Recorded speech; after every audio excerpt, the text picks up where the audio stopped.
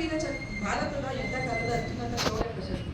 ಯುದ್ಧ ಭೂಮಿಯಲ್ಲಿ ಶತ್ರುವಿನ ಎದುರು ಅತ್ಯಂತ ಅಸಾಮಾನ್ಯ ಧೈರ್ಯ, ಸಾಹಸ, ಆತ್ಮತ್ಯಾಗ ಮತ್ತು ನಾಯಕತ್ವ ಪ್ರದರ್ಶಿಸಿದ ಸೈನಿಕರಿಗೆ ಈ ಗೌರವವನ್ನು ಭಾರತದ ರಾಷ್ಟ್ರಪತಿಗಳು ಪ್ರದಾನ ಮಾಡುತ್ತಾರೆ. ಈ ಪ್ರಶಸ್ತಿಯನ್ನು ಜನವರಿ 26, 1950ರಂದು ಸ್ಥಾಪಿಸಲಾಯಿತು ಮತ್ತು ಆಗಸ್ಟ್ 15, 1947ರಿಂದ ಜಾರಿಗೆ ಬಂದಂತೆ ಪರಿಗಣಿಸಲಾಗಿದೆ.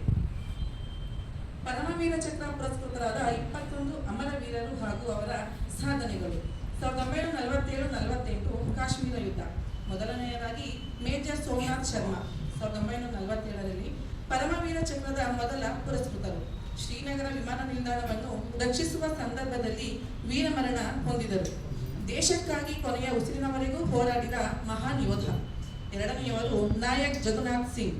ಶತ್ರುಗಳ ಭಾರೀ ದಾಳಿಯನ್ನು ಒಬ್ಬರೇ ಎದುರಿಸಿ ತನ್ನ ಪಡೆಯನ್ನು ರಕ್ಷಿಸಿದರು. ಮೂರನೆಯವರು ಸೆಕೆಂಡ್ ಲೆಫ್ಟಿನೆಂಟ್ ರಾಮ್ ರಾಘೋಬಾ ರಾಣೆ.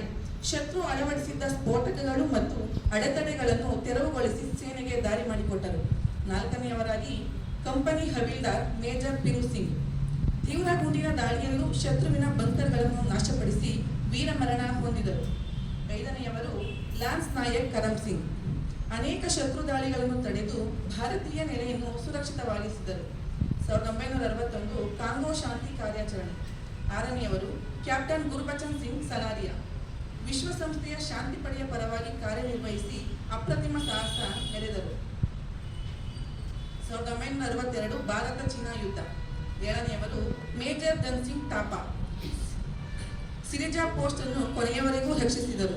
ಎಂಟನೆಯವರು ಸುಬೇದಾರ್ ಜೋಗಿಂದರ್ ಸಿಂಗ್. ಗುಂಡುಗಳು ಮುಗಿದ ನಂತರವೂ ಕೈಯಲ್ಲಿ ಬಯೋನೆಟ್ ಹಿಡಿದು ಹೋರಾಡಿದರು. ಒಂಬತ್ತನೆಯವರು ಮೇಜರ್ ಶೈತಾನ್ ಸಿಂಗ್. ರೆಜಾಂಗ್ಲಾ ಯುದ್ಧದಲ್ಲಿ ಅಪೂರ್ವ ನಾಯಕತ್ವ ತೋರಿದರು.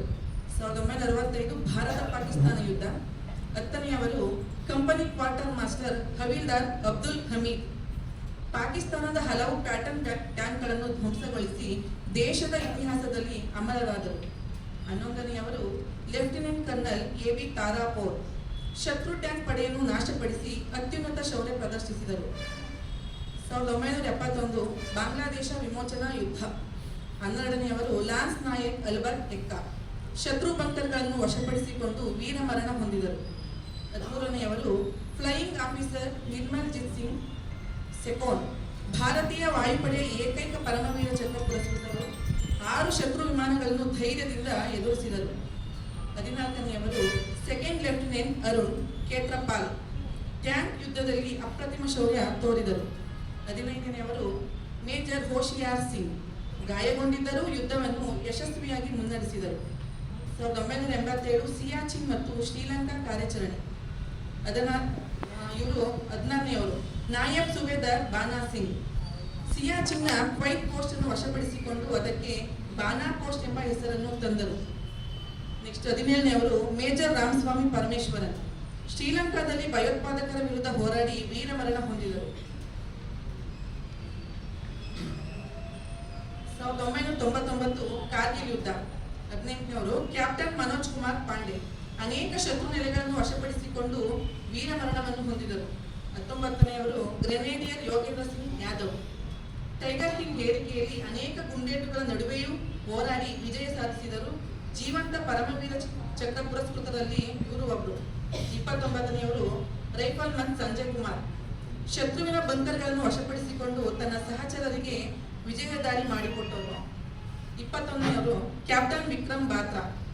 ಏ ದಿಲ್ ಮಾಂಗೆ ಮೋರ್ ಎಂಬ ಘೋಷಣೆಯೊಂದಿಗೆ ಕಾರ್ಗಿಲ್ ಯುದ್ಧದಲ್ಲಿ ಅಪ್ರತಿಮ ಸಾಹಸ ತೋರಿದರು. .5140 ಮತ್ತು .4875 ವಶಪಡಿಸಿಕೊಳ್ಳುವಲ್ಲಿ ಮಹತ್ವದ ಪಾತ್ರ ವಹಿಸಿ ವೀರಮರಣ ಹೊಂದಿದರು.